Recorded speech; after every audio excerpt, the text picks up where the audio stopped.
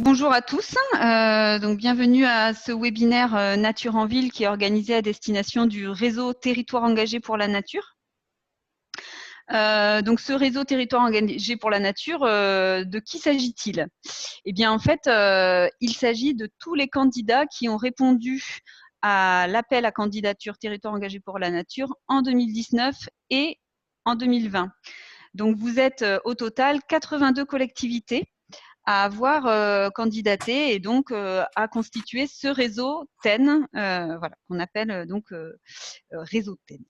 À vous tous, en fait, vous représentez 69 communes, il y a 10 communautés de communes, 7 communautés d'agglos et une métropole. Donc voilà pour les 82 qui constituent ce territoire et ça représente en nombre d'habitants 2,3 millions d'habitants. Bon, il y a la métropole effectivement de Toulouse, ça pèse un petit peu dans la balance, mais en tout cas ce réseau d'Éten est quand même un réseau qui représente tout type de collectivité, tout type de milieu et donc qui est intéressant pour toutes les actions qui peuvent avoir attrait à la biodiversité, que ce soit en milieu naturel, en ville, milieu rural ou urbain.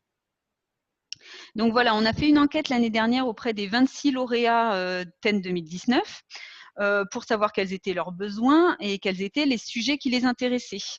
Donc le sujet qui est ressorti le plus fort, c'était la mobilisation citoyenne. Et c'est pour ça qu'on a organisé avec le CEREMA la semaine dernière un webinaire sur ce sujet-là. C'était arrivé vraiment en premier, des sujets qui intéressent. Et puis, cette enquête a montré aussi que l'Éten voulait être au courant de sujets un peu émergents, de sujets de découverte finalement.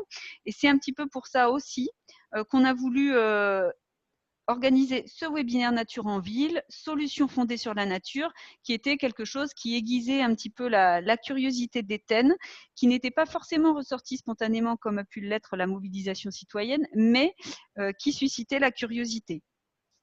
En effet, quand on regarde les candidatures TEN, on voit déjà qu'il y a des solutions fondées sur la nature, en milieu urbain, nature en ville, qui émergent. On a des projets, par exemple, de gestion des espaces verts. Il y en a une vingtaine cette année, il y en avait 11 l'année dernière. On a aussi des projets, on a une petite vingtaine de projets autour de l'aménagement et la biodiversité. Donc, c'est quelque chose quand même qui se développe et que les collectivités prennent à bras le corps. Donc, tous ces sujets autour de la nature en ville, c'est important pour la biodiversité, en faveur de la biodiversité. Ça fait pleinement partie du programme d'action de l'Agence régionale biodiversité Occitanie et aussi du CEREMA, vous allez le voir, qui va vous présenter le résultat d'études qu'ils ont menées et avec qui donc, nous co-organisons ce webinaire. Donc, je passe tout de suite la parole à Géraldine Audilibert du CEREMA pour lancer le webinaire et merci à tous d'être présents. Je coupe mon micro, j'invite tout le monde aussi à couper le micro pendant les interventions. Bonjour à tous, donc Géraldine Audilibert, je suis au CEREMA. Donc le CEREMA, c'est le Centre d'études et d'expertise sur les risques, l'environnement, la mobilité et l'aménagement. Donc avec Cécile, on va co-animer un petit peu ce webinaire aujourd'hui. Avant que Pierre Boilet, mon collègue du CEREMA, fasse sa première intervention, on a voulu que ce webinaire soit un peu interactif. Donc on va utiliser un outil qui s'appelle Mentimeter.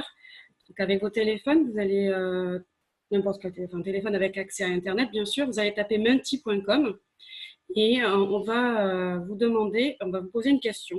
La question, elle est simple, c'est qu'évoque pour vous la notion de nature en ville. Les règles du jeu, la règle du jeu est simple, vous saisissez un ou deux mots maximum, parce que sinon ça ferait des phrases trop longues, bien évidemment, associées à cette notion de nature en ville. Et vous pouvez soumettre autant de mots que vous le voulez. Donc je vais partager mon écran afin de vous montrer les réponses qui vont apparaître en direct. Ils vont vous demander un code pour rentrer sur Menti. Et le code a été mis dans le chat par Géraldine. Le code, ouais, le code c'est le 66 03 87 8 et il est dans le chat. Il faut juste que j'arrive à partager mon écran. Une petite seconde. Il faut que je le mette là.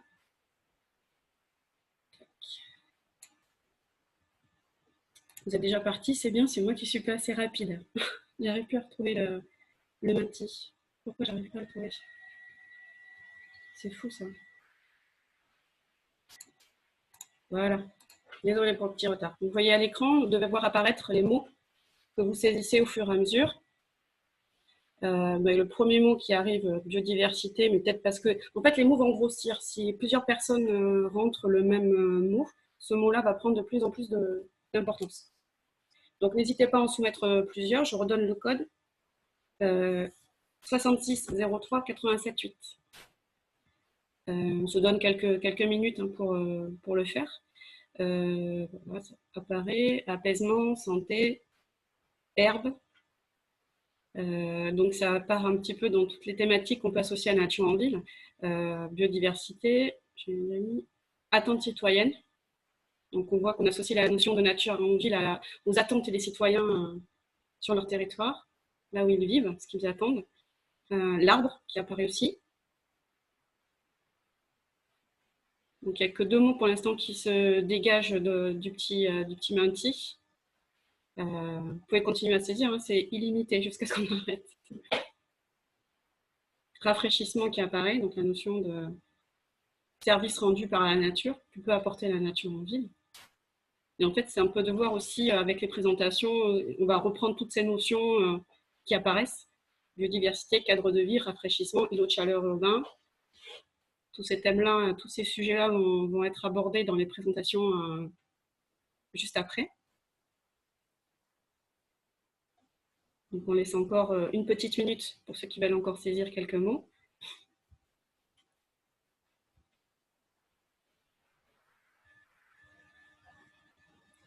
Biodiversité un peu diminuée par rapport à... Donc il y a plein de mots différents qui apparaissent aussi. La flore, donc la notion de végétation, végétalisation. Cadre de vie, donc voilà, ce qu'on a dit tout à l'heure.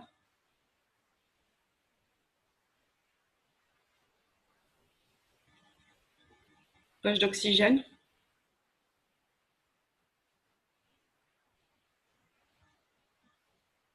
Donc on va voir si tous ces termes vont être abordés durant les présentations. Si après Morgane ou Pierre ou les 2 Pierre veulent commenter aussi, hein, ils peuvent aussi, hein, par rapport à leur présentation, s'ils voient des mots qui les interpellent plus particulièrement. Donc je vais laisser le Menti en ligne, de toute façon, il apparaîtra plus à l'écran, mais vous pourrez continuer à saisir quelques mots. Mais on voit quand même toutes les notions qui apparaissent et qui sont très diverses sur cette notion de nature en ville. Notion de corridor aussi qui apparaît. Voilà, je vais arrêter de partager mon écran et puis on va donc démarrer les présentations avec Pierre Wallet, donc, qui est au CEREMA. Il va se présenter et je lui laisse la main sur sa présentation. Merci d'avoir joué le jeu avec l'outil Menti. Bonjour à tous, Pierre Wallet. Je suis chargé d'études en aménagement et environnement au CEREMA. Et on est basé notamment à Bordeaux avec Géraldine, donc un peu éloigné de vous pour certains, mais proche dans le cadre de cette matinée sur la nature en ville. Donc mon rôle dans ce début de webinaire, c'est de dresser un contexte global et de présenter les grandes lignes des bienfaits apportés par la nature en ville. Et en fait, on va rebalayer un peu tout ce qui est apparu dans la carte mentale qu'on vient juste de voir.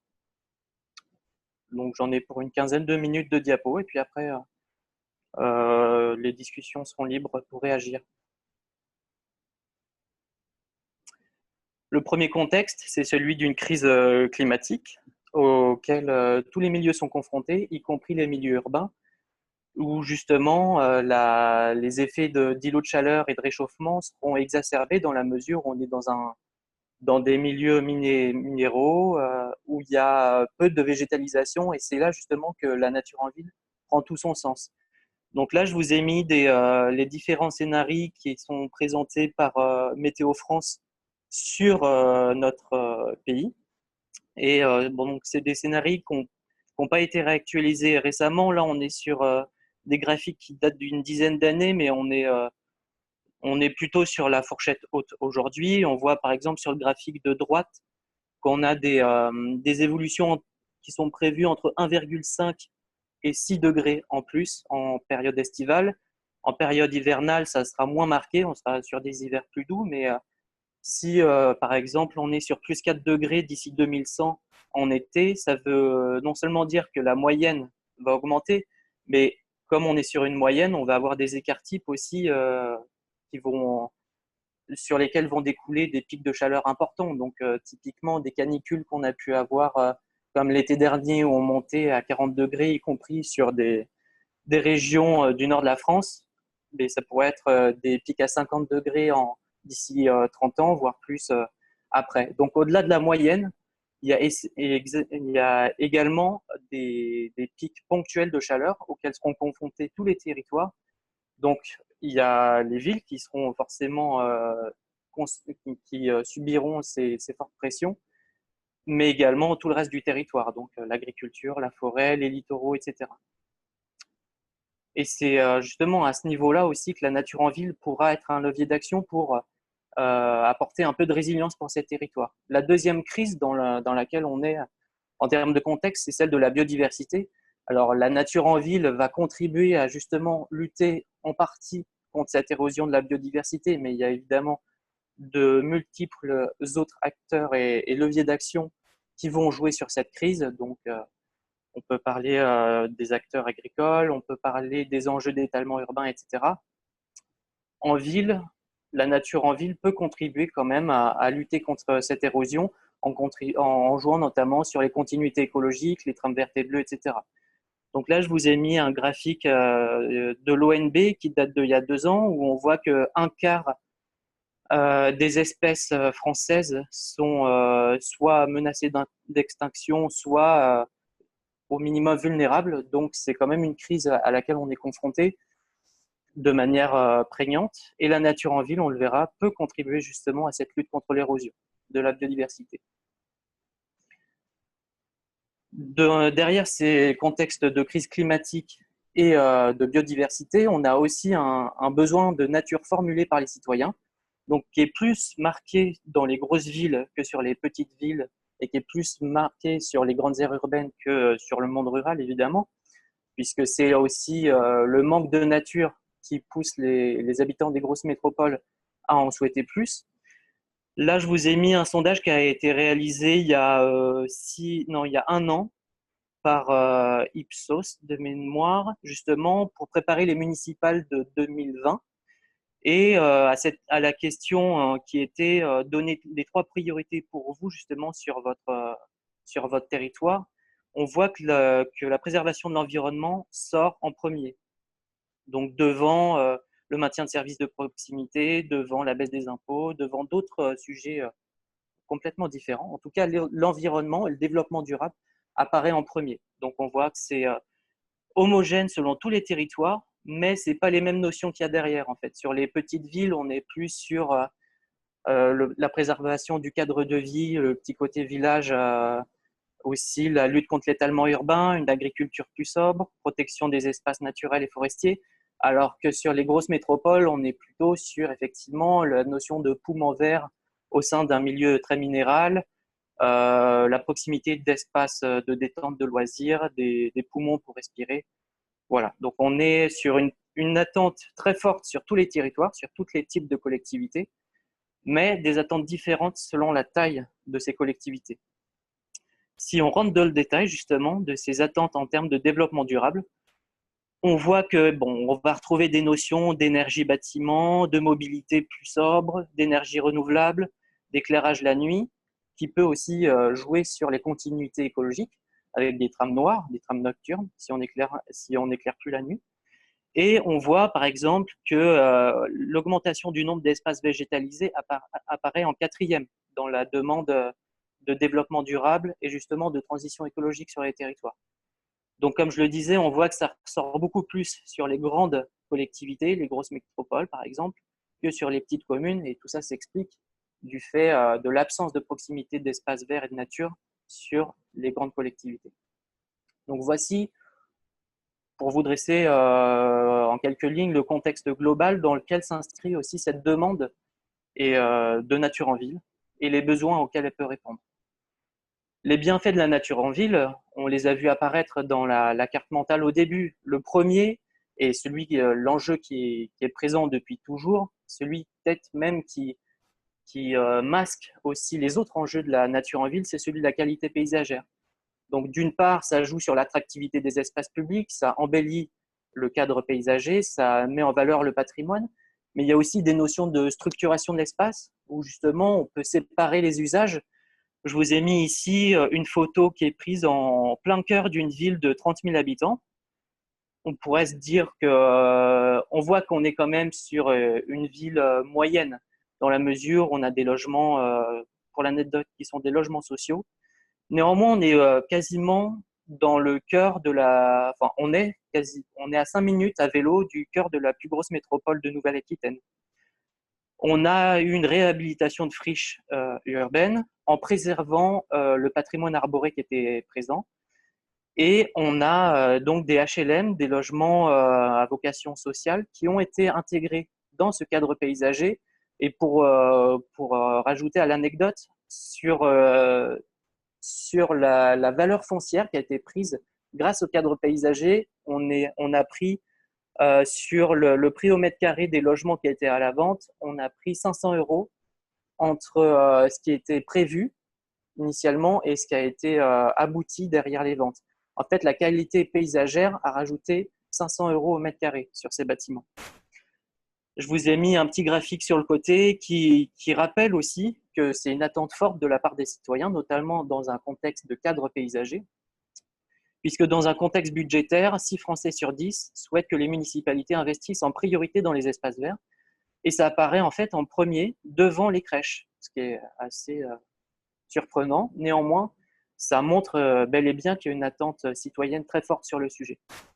Donc ça, c'est une étude qui date d'il y a 2 ans.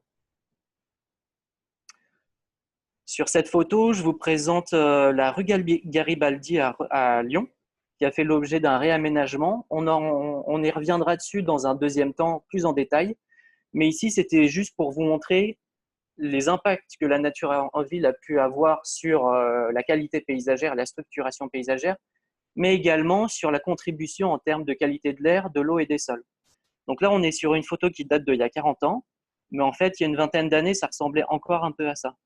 Donc très minéral, on voit que l'espace public est dédié à la voiture uniquement, et la place laissée aux modes doux, du style le piéton, le vélo, mais également à la nature en ville, est quasiment absente. Là, c'est une photo qui date de l'été dernier. On est sur un espace public totalement réaménagé.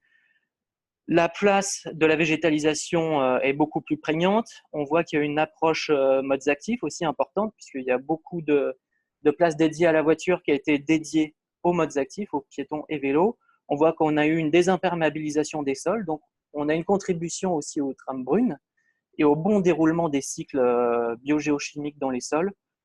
Ça favorise aussi un bon cycle de l'eau. On a une gestion alternative des eaux pluviales, puisque sur certaines parties, on a des noues paysagères également. Donc, on est passé d'un espace totalement minéral dédié à la voiture à un espace désimperméabilisé, végétalisé, où on a une contribution au cycle de l'eau et au cycle géochimique du sol, avec aussi des enjeux de mobilité active. Et derrière, on a également une contribution à la qualité de l'air, puisque la végétation et notamment les arbres jouent sur la fixation des particules fines et par exemple à l'absorption de gaz toxiques du style les monoxydes d'azote. Et on voit encore une fois que les notions de qualité paysagère et de structuration du paysage sont quand même une des lignes directrices du projet. Les bienfaits de la nature en ville, et là on s'inscrit également dans un contexte de changement climatique, c'est le fait de réguler les pics de chaleur sur les zones à enjeux thermiques. Et notamment, on va retrouver des enjeux qui vont être exacerbés au niveau typiquement des cours d'école, sur des publics vulnérables ou à proximité d'EHPAD ou des choses comme ça. Entre le cœur urbain et la campagne, on a en moyenne 4 à 5 degrés de différence. Donc si on est sur plus 4 degrés d'ici 60 ans, si on est sur des pics caniculaires qui montent à 50 degrés en période estivale, on comprend bien qu'il va falloir justement donner un rôle primordial à la nature en ville pour jouer justement sur la régulation de ces îlots de chaleur urbains.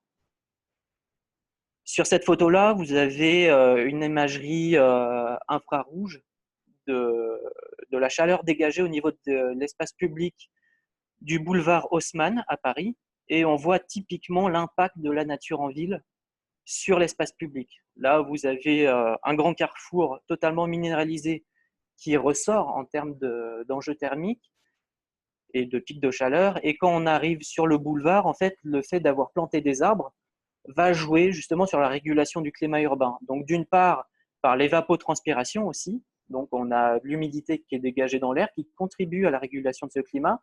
On va avoir des micro-effets aussi d'échange d'air entre un air humide et pas un air humide, un air chaud et un air plus frais. Donc, ça va créer des courants d'air.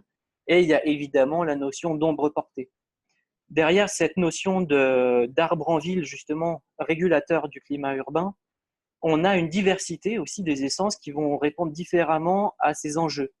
On a par exemple le platane qui a un houppier avec des feuilles importantes, des surfaces foliaires importantes, qui va générer beaucoup plus d'ombre portée, beaucoup plus d'évapotranspiration, typiquement que le sophora, par exemple, qui a une surface foliaire un peu plus faible et un houppier moins développé.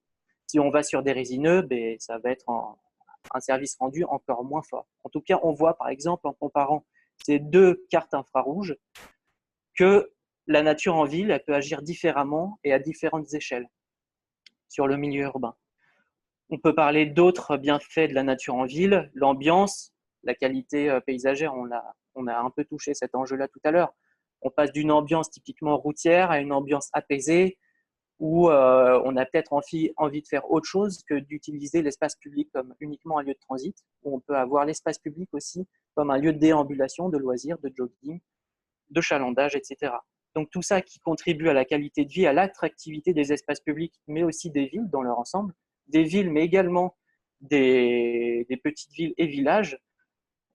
On préfère, et je vous donnerai un exemple à la toute fin, on préfère un village quand même qui garde ces notions de paysage, de végétalisation de l'espace public, plutôt qu'avoir des villages avec une église qui sert de giratoire et un village-rue où on a uniquement du stationnement à proximité des habitations. Aujourd'hui, on a des attentes qui vont plus loin. Là, je vous ai mis l'exemple d'une étude réalisée à Brest qui montrait qu'à proximité des espaces verts, on avait une plus-value foncière. Et en fait, ça rejoint un peu ce que je vous ai dit sur le quartier à vocation sociale que je vous ai présenté en première diapo. Donc, au-delà des notions d'attractivité de l'espace public, on a aussi des enjeux économiques forts derrière, dans la mesure où on a une plus-value aussi du foncier qui va prendre, on va avoir plus d'attractivité au niveau des commerces puisqu'on va avoir des espaces publics beaucoup plus attractifs et agréables. Je vous ai mis d'autres arguments également, typiquement les toitures végétalisées. Donc là, on est sur une étude réalisée au Canada qui permet de diviser par 2 la facture énergétique au niveau bâtiment. On a la nature en ville aussi créatrice d'emplois, puisque pour une même somme insérée, comparée à d'autres services rendus par la collectivité, pour la même somme insérée, on a 3 fois plus d'emplois derrière. Donc on a des enjeux économiques et également sociaux. On peut parler de santé. Là, on est sur une étude réalisée aux Pays-Bas et on voit que la proximité d'espaces verts joue sur la santé et le bien-être des habitants, donc notamment sur l'anxiété, sur les douleurs physiques. Et derrière, on est aussi sur un cadre de vie qui met à l'aise. On est sur un cadre de vie qui incite aussi aux activités physiques. Et donc, tout ça contribue à un bien-être global, tant au niveau mental qu'au niveau physique. On voit les migraines qui diminuent, on voit les maladies cardiovasculaires, etc., qui diminuent. Là, c'est plutôt lié à la pratique sportive, etc. Donc, on voit qu'il y a énormément d'enjeux et évidemment, un des enjeux prioritaires aussi auquel il faut qu'on rappelle que c'est prioritaire, c'est l'enjeu de biodiversité, puisque la déclinaison de la trame verte et bleue doit également s'opérer en milieu urbain. Et cette nature en ville va contribuer à créer des réservoirs de biodiversité, par exemple avec les parcs et les squares ou les berges de cours d'eau, et va contribuer également aux continuités écologiques entre ces réservoirs. Donc, cette biodiversité, au-delà du paysage, de la régulation des îlots de chaleur urbains, etc., contribue aussi au bien-être et à l'attractivité des villes et des espaces publics. J'en ai fini pour cette première introduction à la nature en ville. Merci Pierre. Il y a quelques questions dans le chat. On va peut-être commencer par celle-ci et puis après laisser les questions qui peuvent se faire en direct live, on va dire. Donc il y avait une question, mais Cécile a un peu répondu. Qu'est-ce que la trame brune? Ah, la trame brune, c'est la continuité des sols. Donc la trame verte, c'est plutôt l'aspect végétal. La trame bleue, c'est plutôt l'eau. La trame brune, c'est les sols. Il y a la trame noire, où on est plutôt sur les corridors nocturnes. Donc typiquement pour les chiroptères, les chauves-souris, les oiseaux de manière générale, les hérissons, etc., les insectes. Voilà, donc trame verte et bleue, trame noire, trame brune. Il y a plein d'autres trames aussi. Trame verte et bleue, c'est ancré dans les usages depuis très longtemps. C'est inscrit dans les STRADET et dorénavant dans les SRCE. C'est aussi décliné au niveau local dans les PLU et PLUI. Trame noire, trame brune, c'est plutôt nouveau comme sujet. Il y avait une question sur les images que tu as montrées, les chaleurs. Ces imageries sont-elles accessibles pour chaque commune? Si oui, pouvez-vous nous indiquer sur quel site? Non, alors ça, c'est des cartographies d'îlots de chaleur urbains qui sont commandées par les collectivités. Là, on est sur une cartographie réalisée sur Paris. On a la même chose qui a été réalisée sur la métropole bordelaise. On a la ville de Libourne et la ville d'Angoulême qui s'engagent également dans la démarche. On a Nancy, Toulouse, Clermont-Ferrand. Il y a beaucoup de collectivités, mais on est sur une approche. Alors, c'est un peu moins recherche et développement aujourd'hui. On commence à arriver sur de la prestation, mais c'est des bureaux d'études qui vont s'engager là-dessus. Donc, le CEREMA le fait, mais il y a d'autres bureaux d'études qui le font également. Il y avait une dernière question dans le chat, c'était comment convaincre de tous ces bienfaits? Je pense que c'était comment convaincre les citoyens, parce que la personne qui a posé la question peut peut-être prendre la parole, allumer son micro si elle le souhaite et la caméra. Je pense que la question était coupée en deux, mais c'est comment convaincre? Je pense qu'il faut utiliser des arguments comme les études que j'utilise. On a des arguments chiffrés qui peuvent servir justement à mettre en valeur ces aspects d'espace nature santé. Après, j'y reviendrai dans ma conclusion. Je pense que le meilleur exemple pour les collectivités et pour les élus, c'est d'avoir des sites démonstrateurs qui vont donner la preuve par l'exemple que ça marche et que ça correspond à des attentes des citoyens. Alors, c'est sûr que, justement, si on recherche des arguments, c'est aussi parce qu'il y a des leviers d'action à lever et que qui dit choisir, enfin, Saint-Exupéry disait choisir, c'est renoncer. Donc, c'est sûr que si on veut mettre des espaces verts en milieu urbain, eh ben, ça veut dire qu'il faut choisir de les installer à des endroits où il y a peut-être d'autres milieux, d'autres vocations qui étaient installées. Je vous ai donné l'exemple de l'avenue Garibaldi, on y reviendra après. On voit qu'il y a eu des sacrifices de fait. On a restreint l'accès à la voiture en termes de circulation, mais aussi de stationnement. Il y a eu un impact financier, il y a eu des travaux hyper longs. Donc effectivement, tous ces freins-là, ils sont importants. Et pour les élus, c'est des freins à lever. Et c'est pour ça qu'il faut avoir des sites démonstrateurs, justement, pour donner l'exemple et montrer que ça marche et que ça répond aussi à une attente des citoyens. Merci Pierre. Est-ce qu'il y a d'autres questions? Peut-être dans le chat, j'en ai plus. Donc si vous avez des questions, vous pouvez les poser directement en allumant vos micros si vous souhaitez à Pierre. Oui, bonjour, Florent Martinet à Grenade. A contrario, c'est moi qui ai posé la question qui n'était pas complète. Excusez-moi. A contrario, est-ce que vous avez des exemples qui ne marchent pas?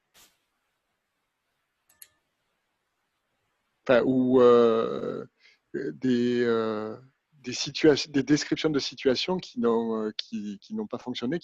Alors, voilà. j'ai pas beaucoup d'exemples qui marchent pas parce qu'en général, il y a des sacrifices tellement importants que les élus et les villes anticipent. Donc, il y a typiquement, si on veut réaménager une place de centre-ville, c'est quelque chose qu'il va falloir aussi choisir en termes de timing politique. C'est quelque chose qu'il va falloir faire en premier dans le mandat pour avoir les retombées derrière. Donc, typiquement, si on choisit un mauvais timing et qu'on le fait à la fin, les gens vont retenir les travaux et pas les bienfaits derrière. Il peut y avoir des mauvais arbitrages budgétaires aussi, des projets pas assez ambitieux. Donc, on va avoir une année de travaux pour avoir derrière des plus-values. On va avoir 5 arbres et 5 jardinières. On va rester sur un truc assez minéral alors qu'il y avait une attente beaucoup plus végétale. Il y a aussi des leviers d'action qu'il faut utiliser, du style la co-construction, la démocratie participative. Tous ces leviers d'action-là aussi pour rendre le citoyen acteur. Et c'est là aussi qu'on limite les échecs dans la mesure où les citoyens, ils sont intelligents, donc ils vont comprendre aussi quelles sont les limites, quels sont les freins majeurs, donc typiquement l'emprise foncière, les sacrifices en termes de stationnement à faire, les limites budgétaires. Donc rendre le citoyen acteur du projet, ça lui permet aussi de voir les limites et ça vous permet aussi, vous, en tant qu'élu, de bien diriger le projet et d'avoir un objectif commun avec vos usagers d'espace public et vos citoyens. Donc je dirais co-construction de l'action politique, le choix du timing, le choix et le choix du budget aussi, avoir quelque chose d'ambitieux, pas faire les choses à moitié. Merci. Est-ce qu'il y a une autre question? Sur l'avant-dernière diapositive, me semble-t-il. Voilà, c'était celle-ci, sur la biodiversité. Ouais. Je pense que la personne voulait savoir si on pouvait la transmettre, en fait, c'est ça? La question. Mais le diaporama sera transmis après, si c'était la question. Ouais. Oui. Et puis, il y a les sources aussi, hein, de toute façon, de toutes les images ou exemples ou graphiques qui sont mentionnés là. Donc, même des liens pour pouvoir aller les télécharger peut-être dans une qualité qui permettra de les insérer dans d'autres présentations éventuellement. Voilà. Donc là, typiquement, c'est une étude produite par les entreprises du paysage, où c'est un truc de 200 pages, où vous avez plein de benchmarks, justement, pour mettre en avant des arguments en faveur de la nature en ville.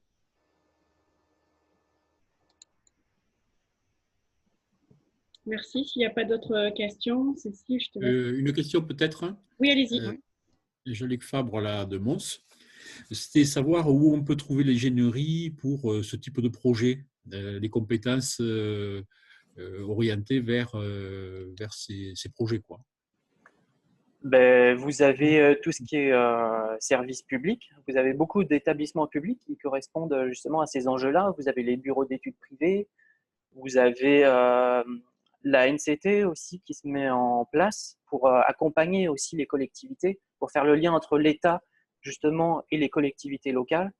Au niveau des acteurs publics, vous avez évidemment le CEREMA qui correspond à cette demande, mais vous avez aussi l'OFB qui peut intervenir sur ces thématiques-là.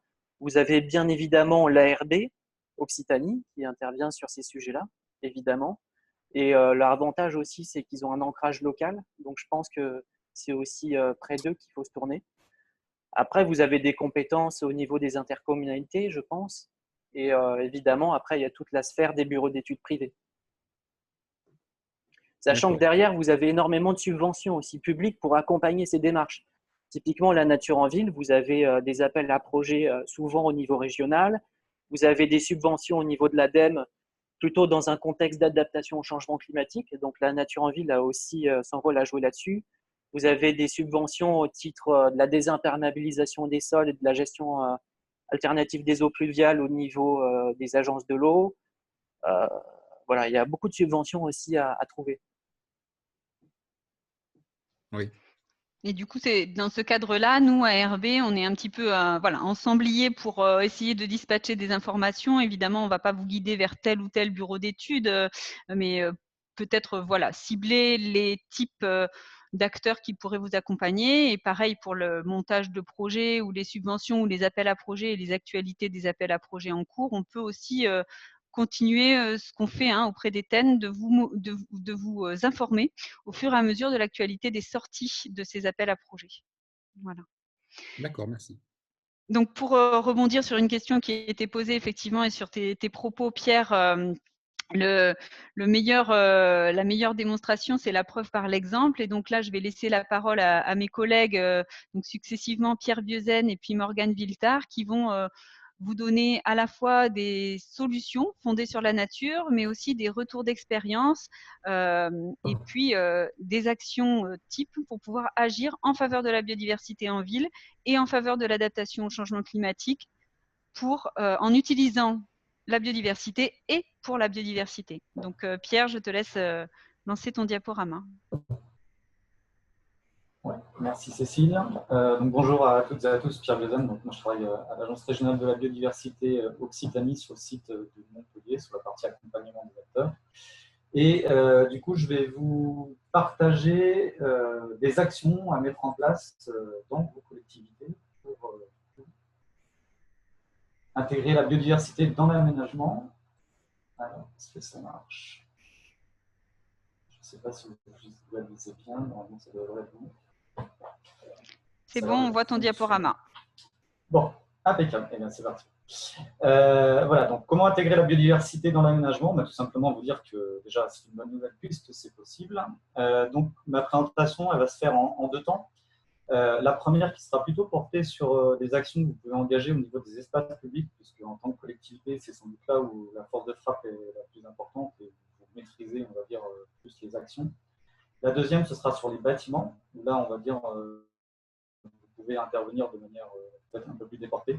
Et bien entendu, une fois que voilà, toutes ces actions sont mises en place, il y aura tout ce qui est trait à la gestion, notamment des espaces verts ou de nature, qu'il ne faut pas oublier, parce que si on a mis en place beaucoup d'actions favorables à la biodiversité, mais que derrière la gestion est mauvaise, finalement tout le travail qui a été fait en amont est un peu perdu. Du coup, je vais commencer sur la partie espace public, donc avec 7 actions que je vous propose pour agir concrètement. La première, déjà, on va être plutôt sur la partie, on va dire, ce qu'on a vu là dans le nuage de mots, sur les arbres, les espaces publics.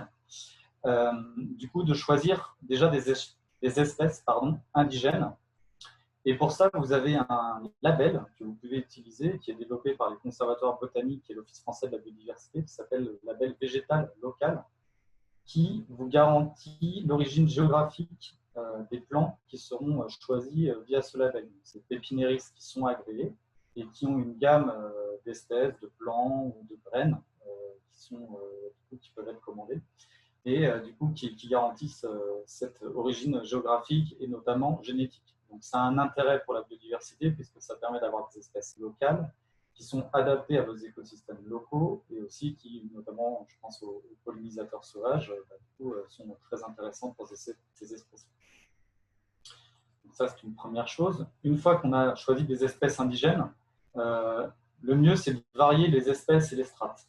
Donc là, je m'explique. Vous avez 2 photos là, ici qui sont affichées. Plutôt que de planter, par exemple, que des arbres d'alignement, il ne faut pas hésiter à, en pied d'arbre, essayer d'avoir différentes strates qui soient herbacées, arbustives, pour essayer de varier les milieux et donc du coup varier les écosystèmes et les espèces qui pourraient s'y implanter. Ensuite, sur la partie, on va dire, préservation au moment de la plantation, et notamment pour qu'il y ait des sols qui soient les plus vivants possibles et que la plante derrière que vous avez plantée puisse s'épanouir, c'est de privilégier des paillages qu'on appelle naturels. Alors sur les 2 images en haut, on appelle du mulch. Donc là, ce sont des résidus de bois qui sont broyés, donc typiquement lors de l'entretien des espaces verts, quand vous avez des services qui sont dédiés, vous pouvez récupérer ces broyats pour les mettre ensuite en pied d'arbre.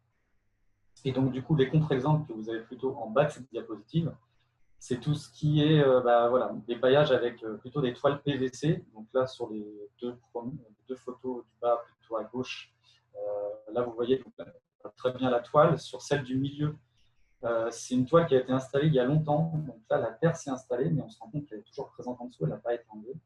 Et l'image de droite, donc là, vous avez de la pouzzolane, qui peut être un intermédiaire finalement entre les deux, entre le mulch et, on va dire, la toile de PVC qui ne pourrait pas mettre, qui laisse pénétrer l'eau. Mais là, encore une fois, il y avait une toile qui était en dessous, donc finalement, ça ne marche pas très bien. Donc voilà, ça c'était plutôt pour les contre-exemples. Une autre action que vous pouvez engager, c'est de favoriser la désimperméabilisation et la végétalisation. Donc là, je vous donne 3 cas. Alors après, ils ne sont pas forcément tout le temps faisables, réalisables. Mais on va dire que c'est pour comprendre l'esprit, soit sur les parkings, les espaces piétonniers ou les pieds d'arbres. C'est d'essayer, en tout cas dans un premier temps, de rendre ces surfaces les plus perméables possibles. Si possible, de les végétaliser et encore une fois de plus, d'utiliser des strates qui soient diversifiées. Et notamment pour les pieds d'arbres, essayer d'avoir des connexions plutôt que des simples, on va dire, poches, pour que là, il y ait aussi un déplacement des espèces qui soit plus facile et notamment une interconnexion entre les arbres, les sols plus vivants, ce genre de choses. Pour ce qui est ensuite d'une nouvelle action que vous pouvez engager, c'est de gérer les eaux de pluie, et ça vous le verrez un peu plus tard avec Morgane, les eaux de pluie de façon naturelle. Je vous donne 2 photos, là, vraiment, enfin, voilà, c'est plus à titre d'exemple qu'anecdotique, mais en gros, l'idée c'est toujours de gérer l'eau de pluie là où elle tombe et d'éviter tout ce qui est réseau, on va dire, en béton plus classique. Donc là, sur l'image de gauche, tout simplement, hein, c'est de se dire plutôt que d'aller dans les réseaux, c'est essayer d'arroser les espaces verts du coup, avec les autres toitures.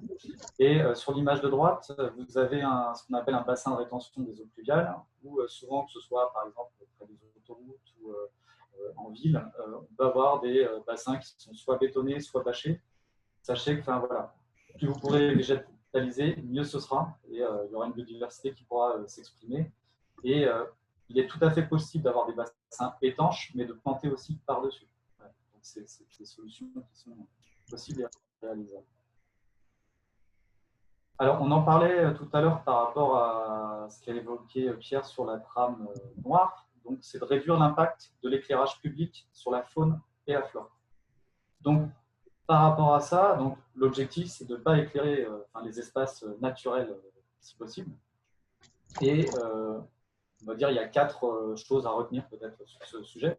C'est déjà d'adapter les horaires d'éclairage. Dès la tombée de la nuit, forcément, il y a beaucoup d'espèces, notamment chauves-souris, qui vont sortir en début de nuit pour se nourrir. Donc, si vous avez de l'éclairage, ça va potentiellement modifier leur cycle d'alimentation. Éclairer vers le bas, vous avez là un exemple en haut à droite d'une photo, tous ces projecteurs qui allument plutôt les bâtiments, où là vous avez un arbre qui est allumé par un lampadaire. Donc là, l'objectif, c'est vraiment d'éclairer en dessous de l'horizontale et vraiment l'espace là plutôt piétonnier, si vous souhaitez éclairer un espace piétonnier. C'est tout à fait possible en plus avec les technologies LED actuelles. Donc, éclairer plutôt les espaces piétonniers. Donc ça, c'est tout bête, mais finalement, les voitures, les vélos sont généralement équipés d'éclairage. Donc, la nécessité d'éclairer des routes n'est pas forcément tout le temps nécessaire, sauf en endroit au niveau sécurité très particulier. Et choisir des couleurs de lampes adaptées. Donc là, il y a plusieurs études qui sont sorties ces dernières années. Il y en a d'autres qui arrivent. On a constaté que les couleurs qui étaient plutôt jaune-orangé étaient, on va dire, moins impactantes vis-à-vis que ce soit des espèces sauvages, de faune ou de flore, puisque la flore est aussi dérangée par la lumière. Voilà, donc ça, il existe même aujourd'hui avec des technologies LED. Vous avez des LED qui sont dans ce spectre jaune et orange. Et justement, en parlant des LED, c'est pour éviter de fait, quand il y a eu pas mal de communes où l'éclairage a été refait pour diminuer les consommations, ce qui est une très bonne chose, mais où l'éclairage était plutôt blanc, bleu, et ce qui, pour le coup, est très néfaste pour la faune et la flore. Donc, par rapport à ça, il y a aussi une nouvelle réglementation qui est sortie en fin d'année 2018, notamment qui agit sur les horaires d'éclairage, ce genre de choses. Et dès le 1er janvier 2021, il y aura encore d'autres choses à mettre en place en termes d'extinction. Donc, je vous invite à regarder aussi cette nouvelle réglementation. On pourra vous envoyer dans les liens ensuite. Enfin, pour finir sur l'espace public, alors ça, c'est quelque chose d'un peu récent qui se fait en lien avec les populations et les citoyens. C'est le développement, ce qu'on appelle les permis de végétaliser. Alors, ça a sans doute d'autres noms en fonction des communes, mais dans l'idée, c'est avec les citoyens, les invités, avec forcément les services municipaux aussi, à définir des secteurs qui pourraient être végétalisés, où là, c'est le citoyen qui va entretenir les végétaux qui sont plantés. Donc là, vous avez des exemples sur la ville de Montpellier, où donc vous voyez toutes les étapes en haut. Donc le propriétaire d'une maison va contacter la mairie en disant qu'elle souhaiterait planter des bandes grimpantes, notamment sur ses murs. En fonction de ça, donc, il y a du personnel de la municipalité qui va voir au niveau réseau, notamment si ça ne pose pas de problème. Ensuite, il y a un carottage qui est fait, une plantation qui est proposée, et normalement, le résultat est assez rapide et beau. C'est pas mal pour les habitants, pour la biodiversité, donc ça a beaucoup d'avantages. Voilà, on va dire, tout ce que vous pouvez déjà mettre en place sur l'espace public, ce sont des idées, bien entendu. Et maintenant, on va passer sur la partie bâtiment. Donc là, l'action est, on va dire, plutôt indirecte, même si déjà, par le biais notamment des documents d'urbanisme, alors élus, carte communale, ou évidemment, il peut être notamment proposé, alors à bien retenir, plutôt un coefficient de pleine terre dans les endroits où, on va dire, on n'a pas une densité énorme au niveau urbain, et autrement l'utilisation dans des zones vraiment denses, donc plutôt dans des grandes villes, un coefficient de biotope par surface. Alors, pour ce deuxième coefficient qui a été proposé dans la loi Allure, hein, vous pouvez tout à fait l'indiquer dans vos documents d'urbanisme, dans l'idée, pour aller très simplement, mais ça vous pourrez le regarder peut-être à tête reposée, c'est de considérer qu'une surface qui est aujourd'hui complètement bitumée, un coefficient, on va dire, de biotope par surface qui est égal à 0. Et quand on prend une forêt, enfin un espace vert en pleine terre, on va dire, on a un ratio de 1. Et par exemple, quand on va mettre des toitures végétalisées, des murs végétalisés, quand on va définir certaines zones de la parcelle qui seront en pleine terre, on arrive à des coefficients de biotope, comme vous l'avez sur la droite, avec l'exemple qui est mentionné. Là, on souhaite avoir un coefficient de biotope qui est de 0,4, et vous voyez qu'il y a plusieurs solutions pour y arriver. Donc, d'un point de vue architectural pour les architectes et paysagistes, voilà, c'est plutôt un objectif de résultat, et ensuite, en termes de moyens, peuvent développer des techniques qui permettent d'atteindre ces objectifs. Donc, ça ne les freine pas non plus dans, on va dire, les choix qui sont faits, notamment au niveau des propriétaires. Alors, je viens tout juste d'en parler. Donc, vous pouvez aussi, au niveau des bâtiments, inciter à l'aménagement de toitures et murs végétalisés. Alors, il y a une toute récente étude qui est sortie en Île-de-France, qui n'est pas forcément reproductive, je pense notamment au milieu méditerranéen, mais qui est quand même très instructive. C'est qu'au niveau biodiversité, on s'est rendu compte que plus le substrat était important, plus il y avait un écosystème et une biodiversité importante sur cette toiture végétalisée.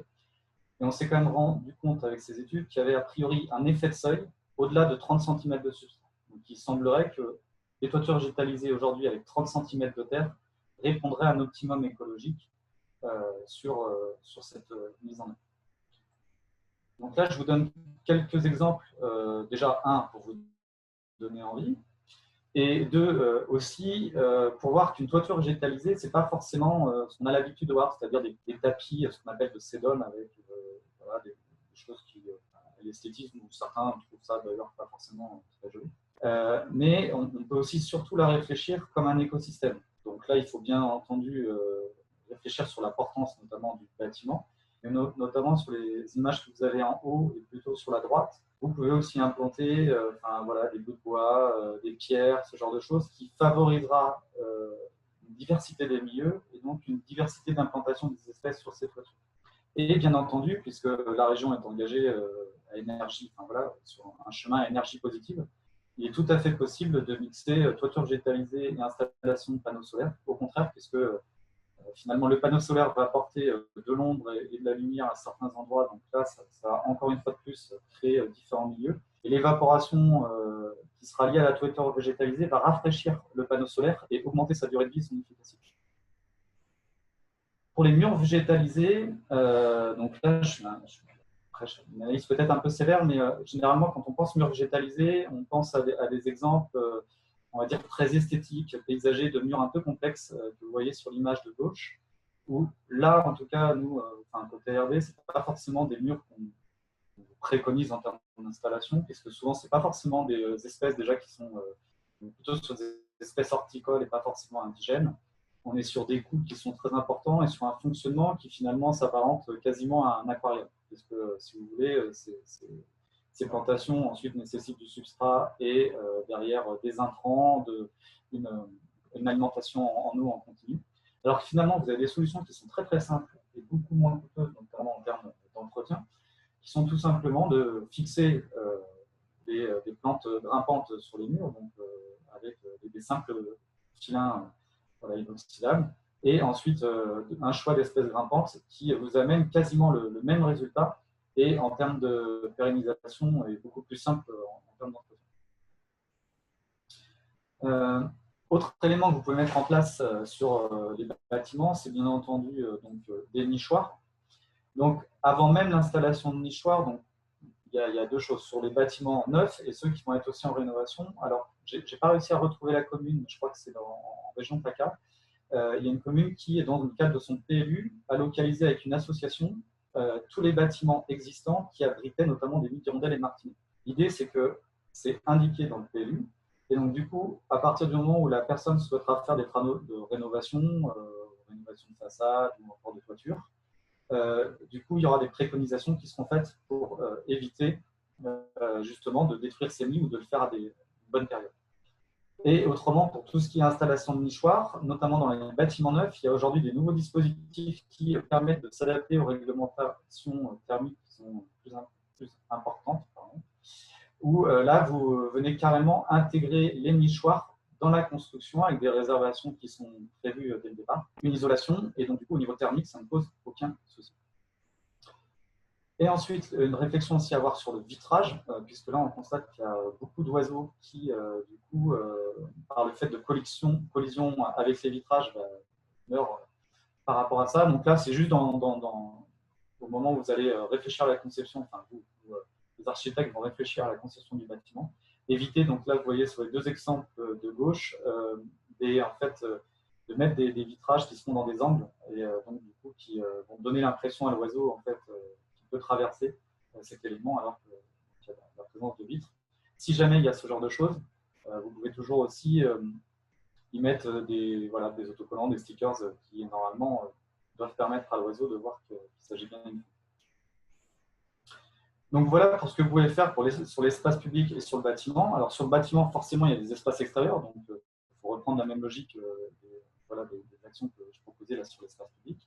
Mais après, surtout, il ne faut pas oublier d'avoir une gestion qui soit vraiment adaptée, donc écologique et différenciée. Et pour ça, dès la conception, pensez à faire des cartes qui représentent, en fait, si vous voulez, l'ensemble des éléments plantés que vous voulez faire sur une opération d'aménagement ou à l'intérieur d'un lot. Et en fonction de ces zones, d'identifier la palette végétale, de voir l'entretien qui va être mis en place, éventuellement d'anticiper les coûts, ce genre de choses, mais de le penser vraiment dès le début pour qu'au moment de la conception, ces éléments soient transmis aux entreprises qui vont entretenir ou à vos services des espaces.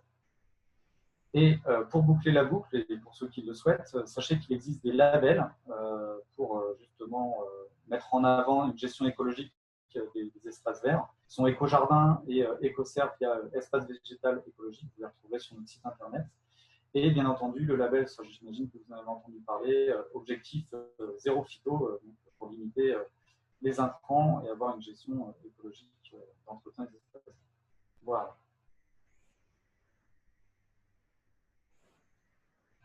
Merci Pierre.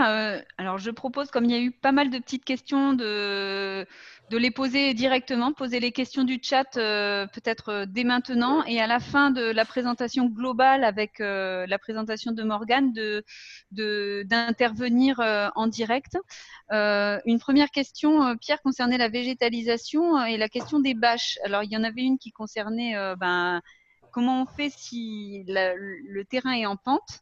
Et une question également sur les géotextiles. Quid des bâches géotextiles? Alors, sur les bâches, effectivement, quand le terrain est en pente, ça peut poser problème. Donc là, il faut bien réfléchir finalement plutôt côté végétaux, pour choisir des végétaux qui vont être adaptés à ces pentes. Et vous avez aussi des systèmes alors, qui sont une sorte de… On projette des graines avec de la colle. Enfin, voilà, c'est un peu particulier. Là, c'est ce qui se fait notamment sur les autoroutes. Et après, pour éviter les bâches plastiques, il existe des bâches biodégradables avec des éléments qui sont biodégradables, plutôt naturels. Donc, plutôt utiliser ce type d'éléments le temps que les végétaux prennent. Ensuite, on avait une question aussi sur le choix des espèces en lien avec le changement climatique. Est-ce que si on choisit des espèces dès aujourd'hui, ils seront adaptés au climat projeté dans une quarantaine d'années, ou 30 ou 20 même? Alors ça, c'est une vraie question. Pour l'instant, alors peut-être que Serena a plus de réponses là-dessus, mais j'ai l'impression qu'aujourd'hui, les chercheurs sont un peu démunis là-dessus, puisque finalement, le changement climatique évolue à un rythme sans précédent. On pensait que certaines espèces, je vais prendre par exemple le chêne vert qu'on trouve dans les garrigues méditerranéennes, allaient résister. Et on voit que dans certains endroits, ils commencent déjà aussi à dépérir. Donc là-dessus, moi, le seul conseil qu'on peut vous donner, c'est déjà d'essayer de planter le plus local possible, parce que normalement, vous avez quand même des espèces qui seront adaptées au climat. Et bien entendu, on reviendra vers vous en fonction des recherches, l'évolution des recherches pour essayer d'anticiper ces éléments-là et de transmettre des végétaux, des pailles végétales adaptées. Je veux bien apporter aussi quelques éclairages. Alors, pour vous donner l'exemple d'un outil qui a été développé par le CEREMA qui s'appelle Sésame. Donc, c'est un outil qui permet de choisir les arbres en fonction des services écosystémiques que la collectivité veut mettre en œuvre. On a travaillé également sur l'adaptation au changement climatique au niveau patrimoine arboré. Donc, c'est un outil qui a été développé sur Metz à leur demande. Et typiquement, on a près de 20% de la liste d'espèces qu'on utilise dans cet outil-là à Metz qui ne sont pas des espèces autochtones. Et on a typiquement des espèces même méditerranéennes qui ont été testées et qui ont bien fonctionné. Par exemple, on a le micocoulier de Provence qui a été essayé sur Metz, donc avec un climat qui n'est pas du tout méditerranéen. Et on a un arbre qui s'installe bien et qui justement sera beaucoup plus résilient sur la durée. Puisqu'un arbre urbain, on va être… alors c'est sûr qu'on n'est pas comme en milieu naturel où on peut avoir des chênes qui peuvent aller jusqu'à 500 ou plus, 500 années. Là, en milieu urbain, on est plutôt 60 ou 80 ans. Mais comme vous l'avez vu tout au début, dans 60 ou 80 ans, on sera peut-être à plus 4 ou 5 degrés. Donc, à mon avis, cette adaptation au changement climatique, elle est à prendre en compte d'ores et déjà, sachant que la base de données espèces qu'a les collectivités aujourd'hui, ce que vous plantez aujourd'hui, il y a des espèces qui ne survivront pas justement aux prochaines décennies.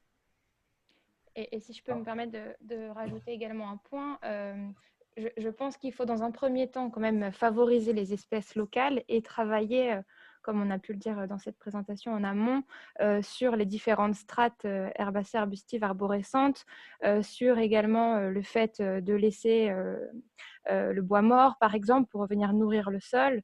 Et c'est ce qui va permettre aussi de créer un écosystème plus résilient, également d'un point de vue génétique, et d'utiliser des espèces locales fait également qu'elles ont ce patrimoine génétique adapté à notre territoire. Et donc, si on travaille bien sur le site d'un point de vue écosystémique, on donne plus de chances à l'espace vert de résister justement au changement climatique. Merci Morgane. Alors, il y a une… Oui. Oui, juste par rapport à ces questions, donc l'ARB Occitanie, on va travailler normalement l'année prochaine donc, avec nos partenaires spécialisés là, sur le sujet, sur un début de réflexion sur une palette végétale, une ou plusieurs palettes végétales, en tout cas à l'échelle de la région Occitanie. Donc, voilà, on espère revenir l'année prochaine vers vous avec beaucoup plus d'éléments sur ces questions. C'est vrai que les partenaires que cite Pierre, ce sont les associations notamment de planteurs, les arbres et paysages, etc., qui travaillent là-dessus, notamment avec d'autres partenaires, la région ou de la biodiversité, conservatoire botanique, voilà. Et ce sont ces partenaires avec qui nous travaillons sur ces sujets-là. Alors c'est vrai que récemment, l'un de ces partenaires-là avait justement fait un webinaire où il s'était agi notamment du lierre, et c'est une question qui ressort dans le chat, sur est-ce que le lierre n'abîme pas les murs. Alors, il avait été cité des numéros d'un magazine là, qui s'appelle La Hulotte, je crois, avec des… La Hulotte, oui. Oui, c'est ça, qui avait vraiment fait alors, deux cahiers sur le lierre. Voilà, et donc du coup, le lierre, alors déjà, le lierre, a priori, ne pose pas de problème sur les murs en particulier, sur certains murs en tout cas, et sur les arbres en tout cas, il s'arrête de toute manière à la hauteur pour faire en sorte de ne pas asphyxier l'arbre. Après, il a beaucoup de points positifs, de bénéfices, le lierre, pour la biodiversité, puisqu'il a des fruits, des fleurs tardives. Ça permet un abri aussi pour vraiment bon nombre d'oiseaux à des périodes justement vraiment bien adaptées. Donc, c'est plutôt, enfin voilà, le lierre a plutôt beaucoup de bénéfices pour la biodiversité en ville et plutôt à favoriser qu'à proscrire. Pierre, tu veux compléter ? Oui, alors moi sur les murs quand même, très sincèrement, si vous pouvez prendre d'autres espèces, c'est mieux parce qu'il va quand même s'accrocher en fonction du crépi que vous aurez. Enfin, voilà, si c'est de la brique ou pas sur on tous va les dire, murs que voilà. les grosses pierres, ça va, mais si là vous avez un enduit dessus, ciment par exemple, vous ne savez pas forcément. Mais là, il y a plein d'autres espèces. Hein. Ça, dans la palette végétale qui sera produite, j'espère qu'on travaillera dessus, qui est justement un choix qu'on vous oriente sur des espèces. Voilà. Après, sur les arbres, le lierre pose aucun problème. Et la dernière question, ça concernait la différence de durée de vie entre un panneau photovoltaïque sur un toit avec ou sans végétalisation. Alors, ça, je ne pourrais pas vous répondre. Je retrouve l'étude, donc là directement, je ne pourrais pas vous le dire. Je sais qu'en tout cas, en termes de production, je crois qu'on est sur un gain de quasiment 10 ou 15% si vous avez une toiture végétalisée, en tout cas en dessous. Puisque, notamment en termes de, voilà, par rapport au rafraîchissement, parce que plus les panneaux montent en température, moins la production est élevée. Donc là, avec l'évaporation, transpiration des plantes, ça permet de réduire cette chaleur et que les panneaux produisent normalement plus. Mais ça, je retrouve l'étude et je pourrais vous envoyer les éléments. Merci Pierre. Je propose de passer. Alors, il y a une question sur les espèces, peut-être les espèces grimpantes qu'on préconise. Alors là, c'est vrai qu'on n'a pas justement encore la palette végétale et c'est vrai qu'on reviendra vers vous plus tard, mais peut-être on va laisser la parole à Morgane dans le temps imparti là pour pouvoir commencer à parler des solutions d'adaptation fondées sur la nature. Morgane, à toi. Alors, est-ce que vous m'entendez bien et voyez bien l'écran? Oui. Super, merci. Donc bonjour à tous, Morgane Viltard, donc je suis animatrice régionale à l'ARB Occitanie sur les solutions d'adaptation au changement climatique fondées sur la nature, les SAFN. Et donc, comme ça a pu être dit en introduction et également à travers les présentations de Pierre Wallet et de José, la nature en ville apporte effectivement un intérêt pour la préservation et la restauration de la biodiversité et a également un fort intérêt sur l'adaptation de nos territoires au changement climatique. Alors, la présentation ne défile pas, s'il vous plaît. Adapté au changement climatique. D'une part, il est nécessaire d'atténuer autant qu'on peut le changement climatique, mais ce qui est important d'avoir à l'esprit, c'est que les gaz à effet de serre ont une telle inertie dans l'atmosphère que même si aujourd'hui on a arrêté toute émission de gaz à effet de serre dans l'atmosphère, l'inertie de ces gaz-là rend le changement climatique inéluctable et on en voit déjà aujourd'hui les impacts. Donc, s'adapter au changement climatique, oui, mais comment? Les solutions d'adaptation au changement climatique dans la nature sont une solution. Alors, je vous en donne la définition de l'UICN.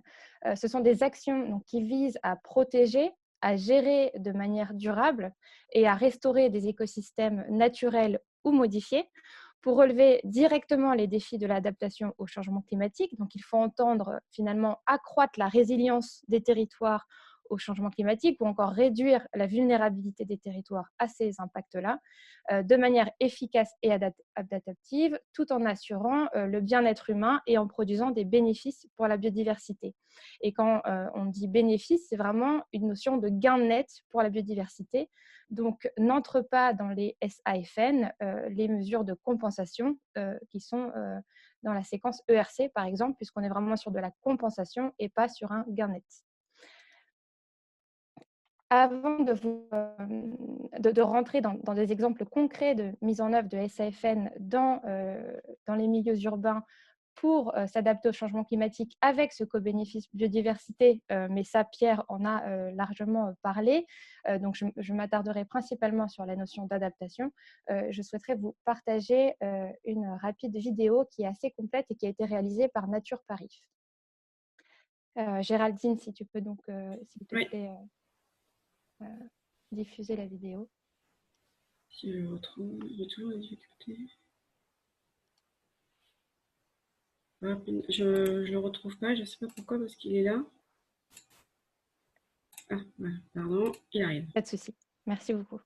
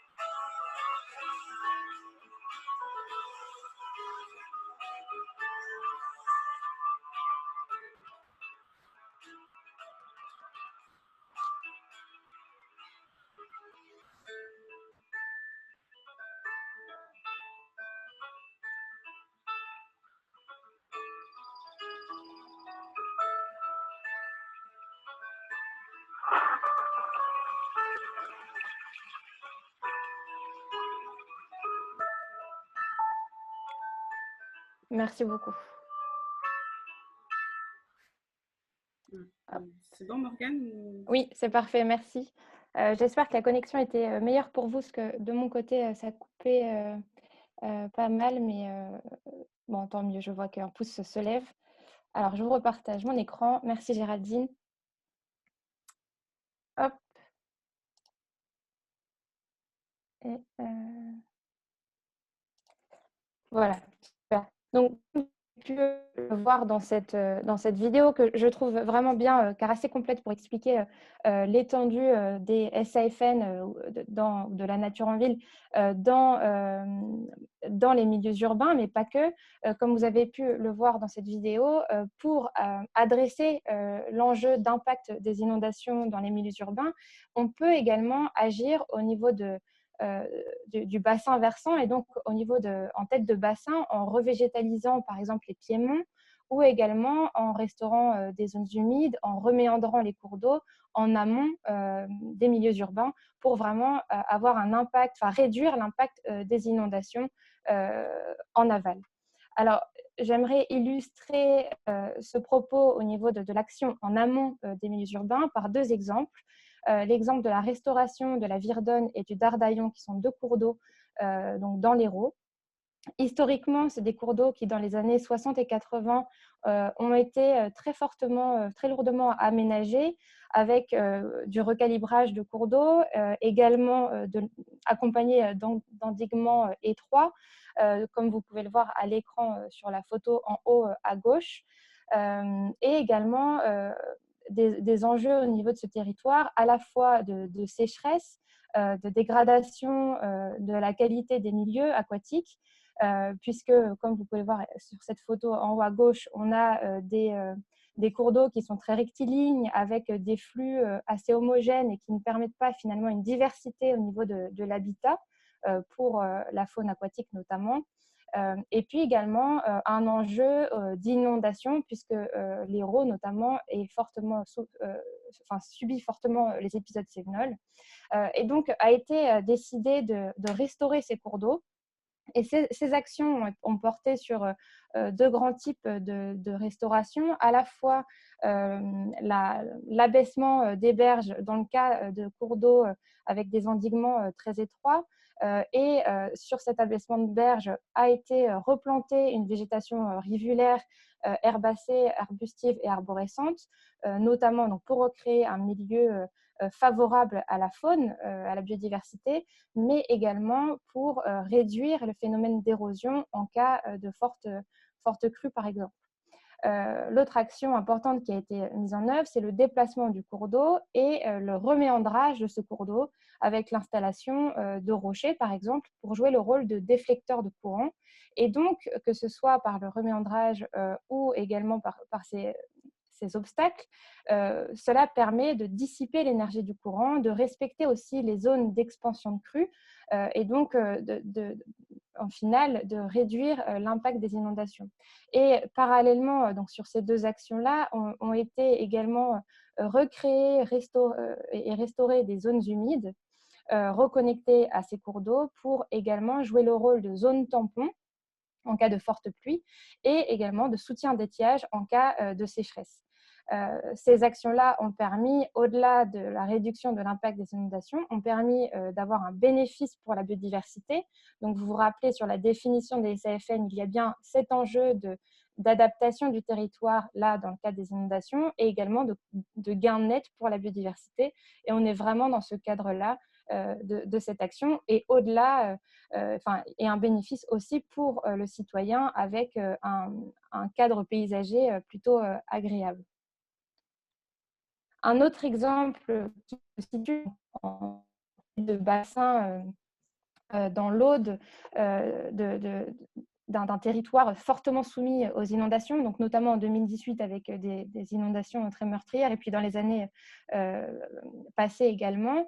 Là, une réflexion a été menée par le conseil départemental qui, au vu de ces inondations, a identifié en tête de bassin des tourbières qui, du coup, avaient un fort intérêt d'un point de vue réduction de l'impact des inondations en aval.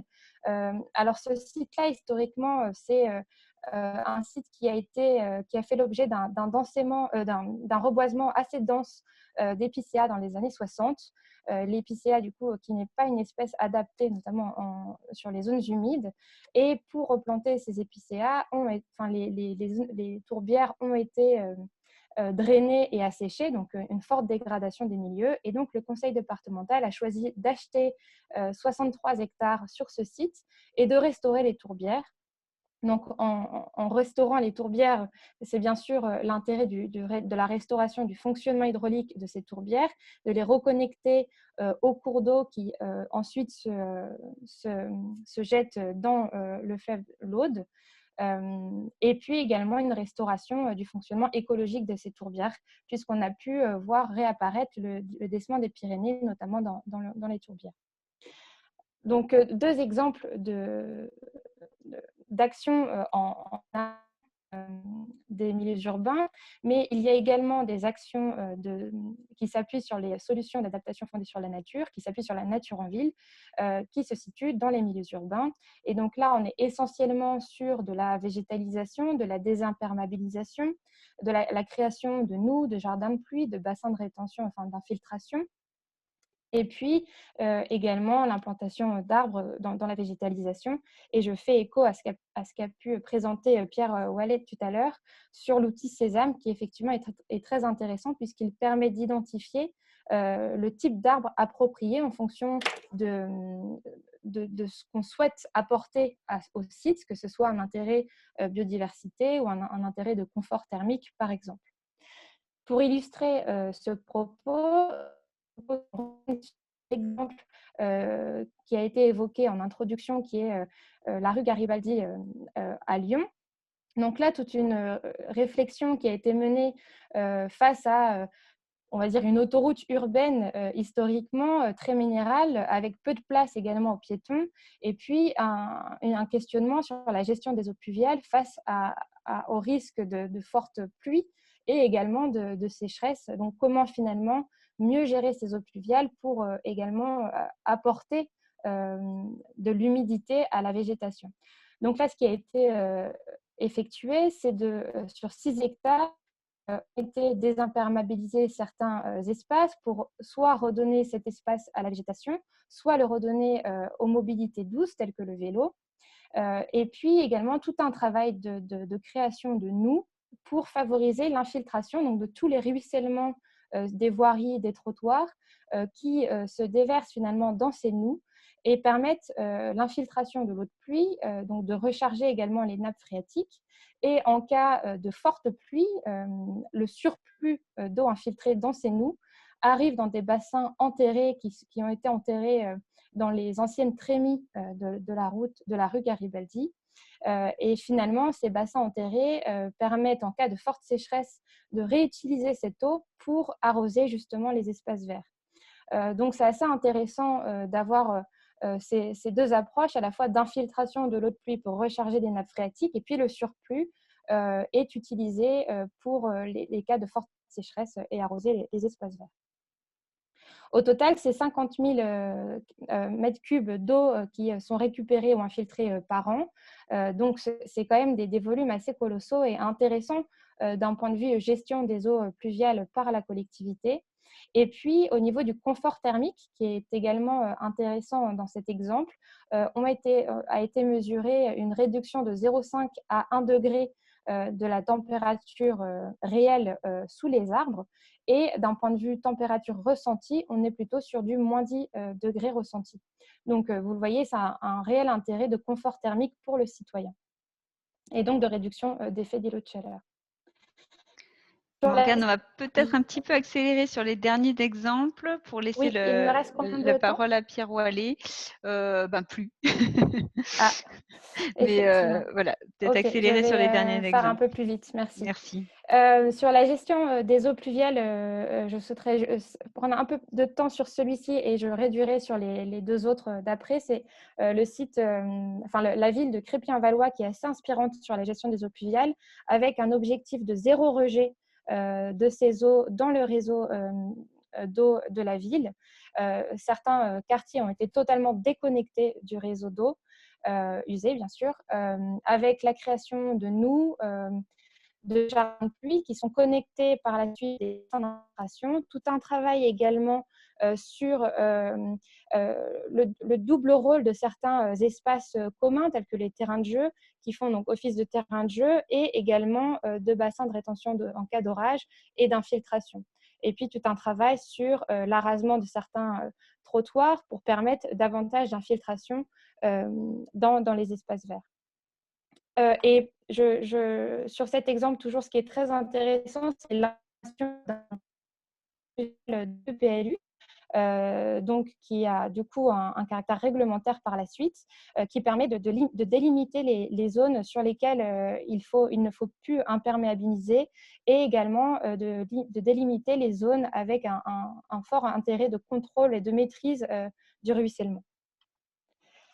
Simplement deux autres exemples en quelques mots. L'exemple de l'écoquartier à Montpellier où il y a eu toute une réflexion sur l'effet d'îlot de chaleur et la gestion des inondations avec la création de bassins de rétention fortement boisés avec des essences à fort développement, donc de larges canopées par la suite qui apportent tout un travail, tout un rôle de réduction de l'effet d'îlot de chaleur grâce au confort thermique qui est apporté, les micro-vents comme a pu en parler Pierre Ouallet, et puis également l'effet d'ombrage.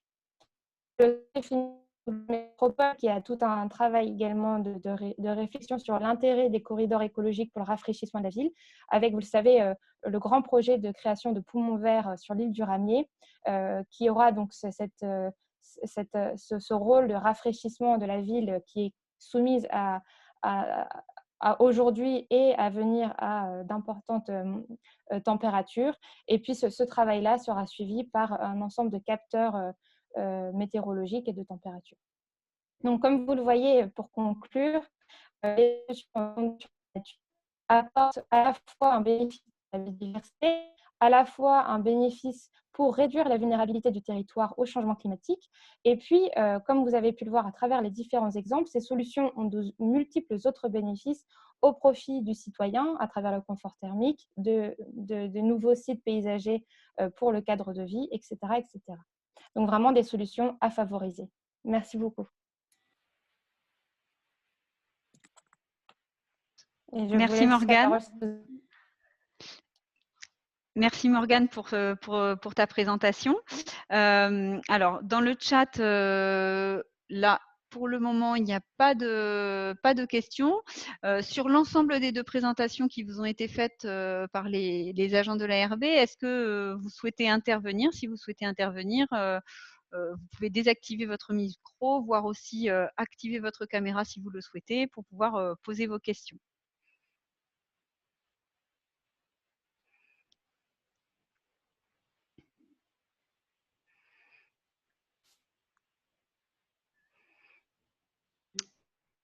Alors, je ne vois pas de questions supplémentaires.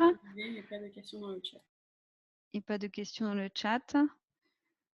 Donc, comme il est midi 26, je propose à Pierre Wallet de faire sa présentation, qui est une présentation conclusive finalement sur les leviers à activer pour mettre en place toutes ces solutions fondées sur la nature et cette intégration de la biodiversité en ville telles que nous les avons présentées depuis le début de ce webinaire. Je te laisse la parole, Pierre.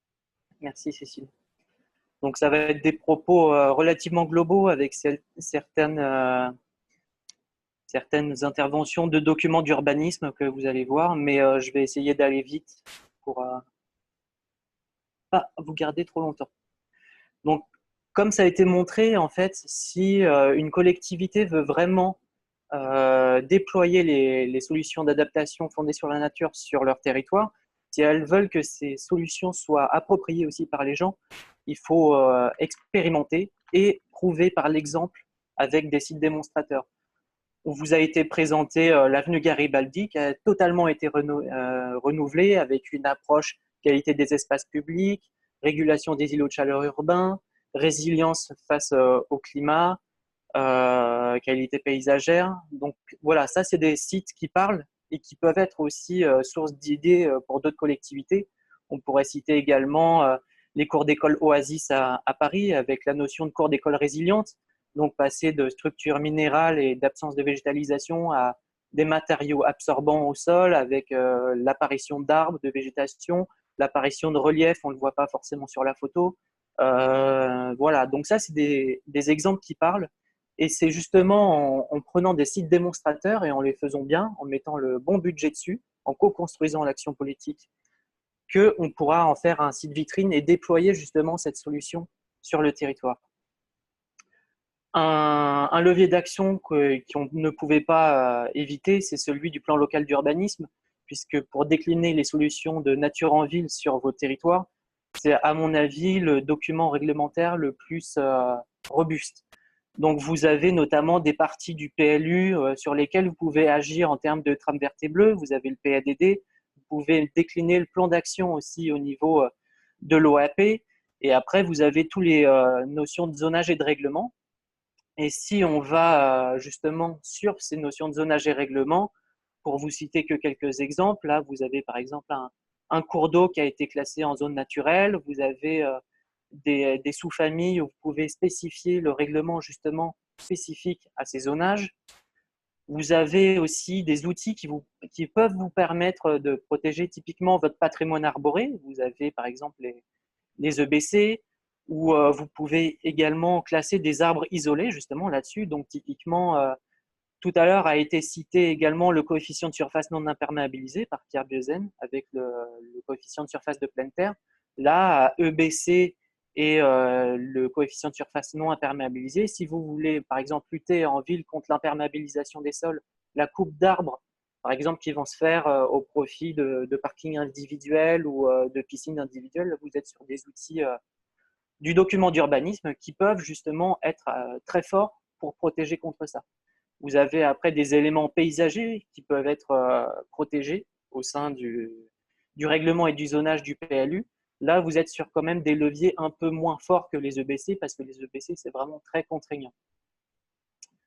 Vous avez également d'autres outils dans le PLU qui vont plutôt se tourner vers des notions de continuité écologique plutôt que sur des notions de patrimoine paysager ou d'arbres isolés. Vous avez par exemple le L151-23 et le L151-41-3 du Code de l'urbanisme qui vous permettent de protéger des sites, des zones, des espaces verts, justement au motif d'ordre écologique, en lien notamment avec la trame verte. Donc pour elle décliner, il y a plein d'autres articles du Code de l'urbanisme qui s'insèrent au niveau du PLU qui peuvent vous permettre justement de protéger ces éléments de nature en ville qui existent déjà, mais également aussi décliner ça sur des zones où vous voulez justement promouvoir et rétablir de la nature en ville, alors qu'aujourd'hui, ce n'est pas le cas.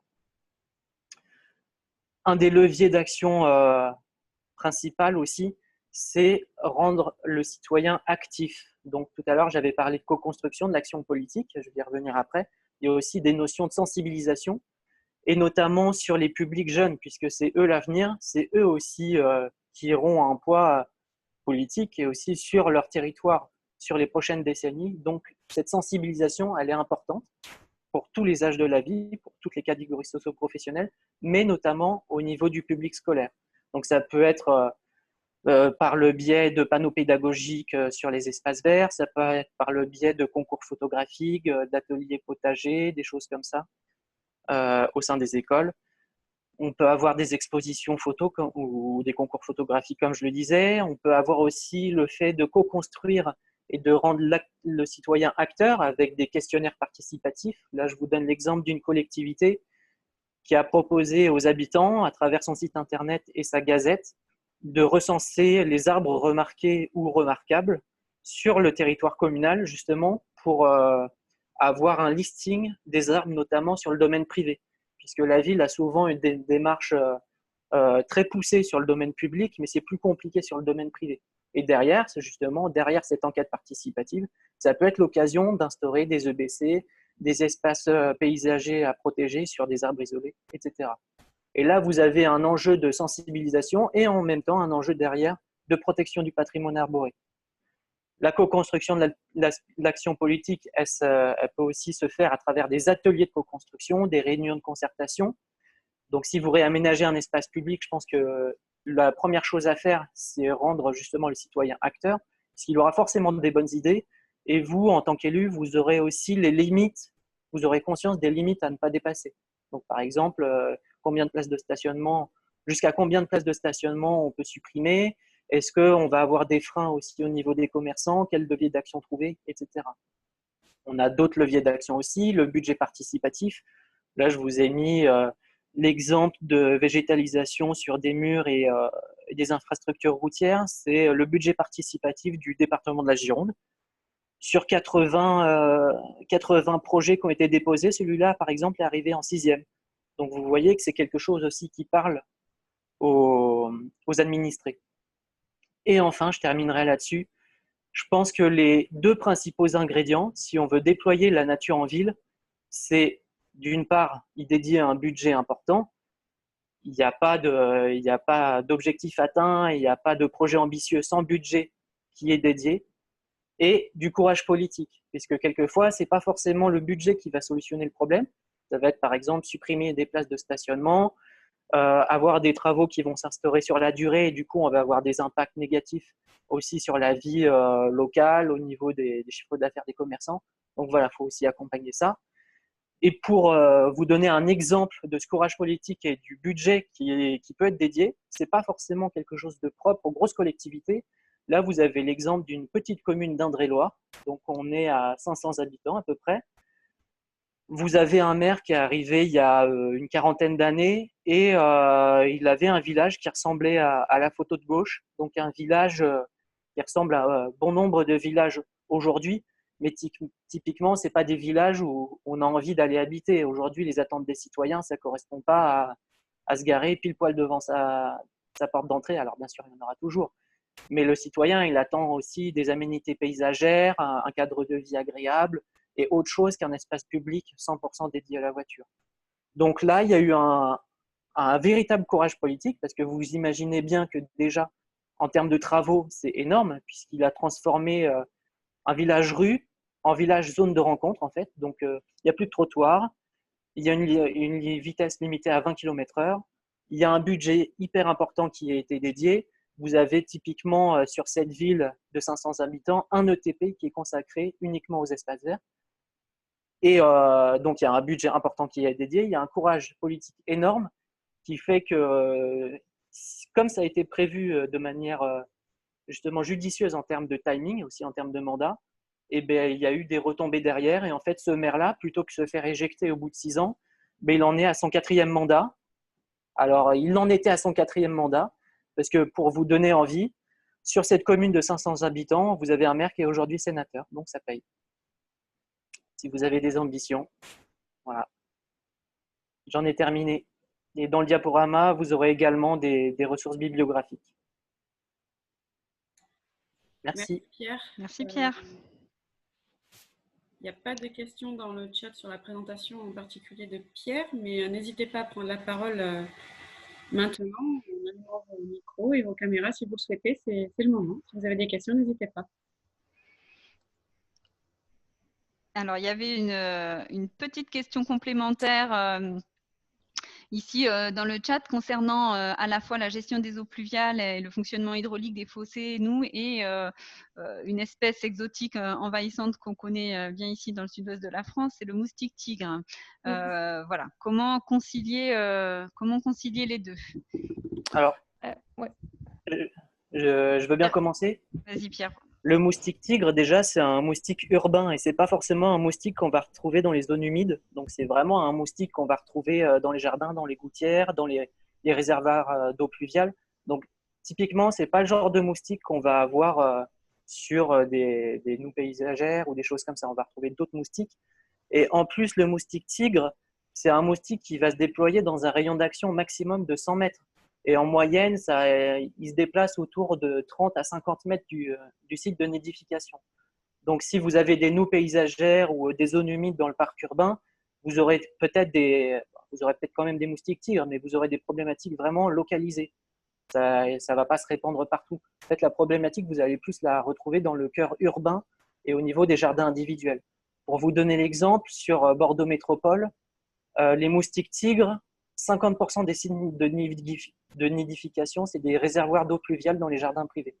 Et 25%, c'est des coupelles de pots de fleurs, des bâches, des arrosoirs pas bien vidés. Donc, on n'est pas du tout sur un contexte de noues paysagères ou de zones humides en espace vert. Par contre, vous avez d'autres moustiques, effectivement, ailleurs.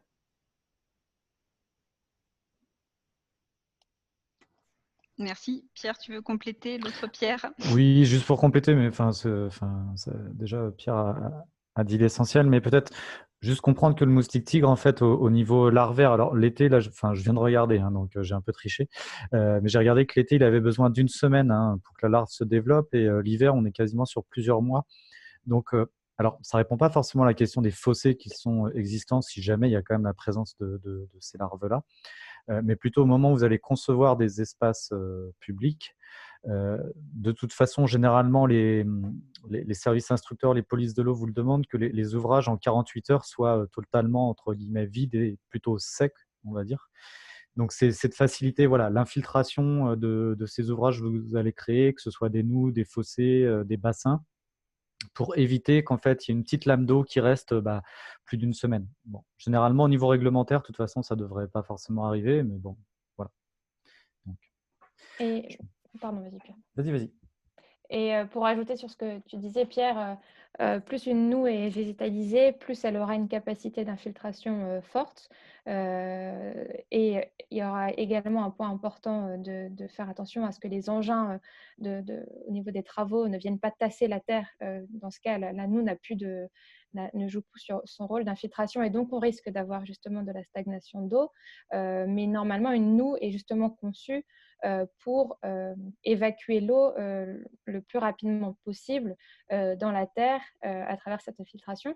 Et je compléterai simplement en disant sur des sites où il y a un potentiel risque de stagnation de l'eau, n'hésitez pas également à mettre des dispositifs tels que des abris à chiroptères ou à hirondelles pour justement faire travailler la nature à travers les services qu'elle rend. Voilà. Merci pour cette réponse collégiale à cette question concernant le moustique tigre. On en arrive à l'issue de notre webinaire. Est-ce qu'il y a d'autres questions, des dernières questions? Il y en a une dans le chat qui vient d'arriver, Cécile. Comment favoriser la pratique du chien dans le milieu urbain? Peut-être une première réponse, mais qui sera en demi-teinte peut-être. Déjà, favoriser, c'est bien. Après, il faut que ce soit des milieux qui soient connectés. Donc, ce qu'il faut vraiment regarder, c'est la connexion avec les milieux naturels extérieurs et là où il y a déjà des amphibiens. Donc, dans ce cas, création de mares, de noues, ce genre de choses. Mais là où il faut être très vigilant, c'est aussi de se dire, il y a souvent des routes, enfin voilà. Donc, essayez de penser les déplacements de cette espèce, vous faire accompagner par un écologue sur le sujet, c'est très important. Et pour éviter justement de créer finalement un piège. Donc une zone d'attraction, on peut par exemple créer une mare, mais si vous avez une route à côté, finalement vous allez créer une zone d'attraction et peut-être plus d'animaux qui vont se faire écraser, donc on ne remplira pas l'objectif. Donc voilà, tout ça est vraiment à bien penser. Et, enfin, de manière générale, l'accompagnement d'un écologue là-dessus vous sera fort utile. Et effectivement, un document cadre aussi pour répondre à ces enjeux, c'est le plan local d'urbanisme. Et comme le milieu naturel qui est le plus approprié aux amphibiens, c'est les milieux humides, effectivement, il faut en créer, il faut préserver ceux existants, et il faut avoir toute cette logique de création de niches écologiques à la lumière aussi des trames vertes et bleues dont parlait Pierre. Et on retrouve tout ça aussi à travers le document d'urbanisme du PLU. Donc il y a l'aménagement et la stratégie d'urbanisme avec la réglementation et le zonage derrière. Merci Pierre. Avant qu'on arrive à la conclusion, je souhaitais simplement rajouter un point sur la gestion des eaux pluviales à travers les solutions fondées sur la nature d'un point de vue coût, gain économique. Il y a une étude de cas qui a été menée à Nanterre qui montre que pour 1 mètre cube d'eau pluviale, les réseaux alternatifs, on arrive à une gestion au niveau du coût par mètre cube à 6,33 € jusqu'à 11,06 €. Alors que sur de la gestion à travers des infrastructures grises, on est à 37,07 € pour être précise, le mètre cube, pour la même quantité d'eau. Donc, ce qui montre bien, après c'est une étude de cas, hein, mais ce qui montre bien que la gestion des eaux pluviales à travers les solutions fondées sur la nature, au-delà des co-bénéfices biodiversité et adaptation au changement climatique, c'est également un gain économique pour la collectivité. Il y a une étude aussi de la RB Île-de-France qui va dans ce sens. Voilà, c'était pour conclure sur l'intérêt. Merci Morgane. J'avais juste une petite question. Ouais. C'était sur les PLUI. Donc, on parle beaucoup des PLU, pardon. Savoir si vous avez des exemples éventuellement à nous donner de villes ou de PCI qui ont fait des PLUI qui sont vraiment en faveur de la biodiversité, qui l'ont bien intégré. Parce que c'est vrai que, bon, je pense qu'on est tous cela. Comment essayer au niveau des PLU le valoriser au mieux quand on a des espèces protégées à certains endroits, des choses comme ça. Et ça serait peut-être intéressant, si c'est possible, d'avoir quelques références avec des collectivités qui ont mis des PLU de référence où effectivement la nature en ville et il y a des arguments concrets qu'on peut intégrer dans les PLU ou donner des idées. Voilà, ça serait. Au niveau Occitanie, je pense que le meilleur exemple que vous pouvez avoir, c'est Toulouse. En fait, là où vous avez des PLUI vraiment ambitieux, des PLU métropolitains, c'est là où il y a aussi des services compétents pour les porter. Et donc, c'est souvent le cas sur les grosses métropoles. Donc, je pense que si vous vous penchez sur le PLU métropolitain de Toulouse, vous aurez beaucoup d'idées. Donc, en termes de coefficient de sol non imperméabilisé, en termes de trame verte et bleue et de plan d'action aussi à mettre en œuvre derrière. Donc, tout ça traduit dans l'OAP. en termes de BC, d'espaces paysagers remarquables à protéger, etc. Après, vous avez vous avez Bordeaux Métropole qui est ambitieux aussi sur le truc. Ils font une cartographie des zones humides assez poussée pour les insérer dans le PLU. Vous avez Nantes Métropole aussi, où on a une présentation en webinaire hier, justement. Après, vous avez des métropoles incontournables comme Strasbourg. Voilà. Et c'est vrai que les compétences, elles sont souvent… les PLUI les plus ambitieux sont souvent au niveau des grosses métropoles. Donc, je vous invite à peut-être jeter un coup d'œil sur celui de Toulouse. Alors après, il y a beaucoup de choses qui ne sont pas déclinables sur des villes moyennes ou sur des petites collectivités. Enfin, typiquement, les coefficients de sol de pleine terre, vous ne serez pas du tout sur le même ordre. Vous ne serez pas sur les mêmes coefficients parce que vous n'avez pas la même densité, vous n'avez même pas les mêmes usages, etc. Donc, il y a une mise en adéquation à trouver aussi. Pour compléter, conclure, peut-être Pierre Bieuzen Oui. sur ce sujet-là avec nos travaux ARB. Oui, exactement. Donc, il y a des travaux de l'ARB là, qui ont été menés l'année dernière avec une stagiaire qui a travaillé avec nous à l'échelle de l'ensemble des SCOT d'Occitanie. Donc, on est sur une échelle un peu plus large. Mais justement, on a voulu évaluer l'intégration de la biodiversité dans ces documents d'urbanisme. Il y a eu, je crois, 3 PLUI par contre qu'on a regardé, mais pas l'intégralité au niveau Occitanie. Du coup, on est en train, puisque ce n'est pas encore terminé ce travail, de faire une compilation justement des bonnes pratiques et on va dire des bonnes écritures aussi que vous pouvez mettre dans vos documents d'urbanisme. Donc ça, on pourra revenir vers vous par rapport à ça dès que le travail aura été fait. Et bien sûr, c'est un travail qu'on va faire en continu. Donc nous, en fonction aussi de ce que vous mettez en place, ce que d'autres peuvent mettre en place, on fait un peu du benchmark et on reviendra vers vous. Et voilà, n'hésitez pas aussi à nous appeler sur ces questions-là au fur et à mesure. Merci beaucoup. Donc des ressources également dans le chat, puis qu'on vous enverra de toute façon. Je ne sais pas si sur le Menti, il y avait encore des mots qui étaient plus gros que les autres, mais en tout cas, c'est vrai que à l'introduction de notre webinaire, c'était plutôt le mot arbre. Vous avez vu qu'il y avait beaucoup d'autres solutions aussi qui pouvaient être mises en œuvre. Vous avez vu les leviers, des retours d'expérience qui sont intéressants. Alors, nous vous enverrons également des productions qui ont été faites par le CEREMA sur des retours d'expérience et des articles communicants qui pourront être pour vous de la matière synthétique, digérée et solide, en condensé en tout cas, sur Nature en Ville, et puis aussi sur les collisions. Pierre en parlait tout à l'heure quand on discutait des sites pour les amphibiens à l'intérieur des milieux urbains. Il y a ce travail sur l'évitement de collisions pour maintenir certaines populations en vie à certaines périodes de leur cycle. Donc, on aura aussi des productions qui pourront vous être envoyées sur ces sujets-là.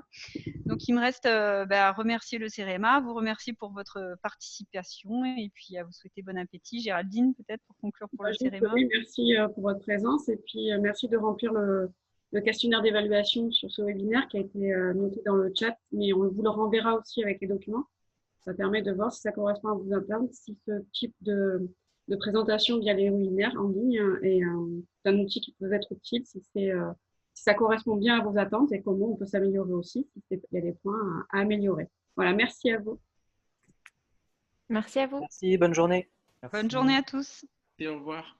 Merci, au revoir.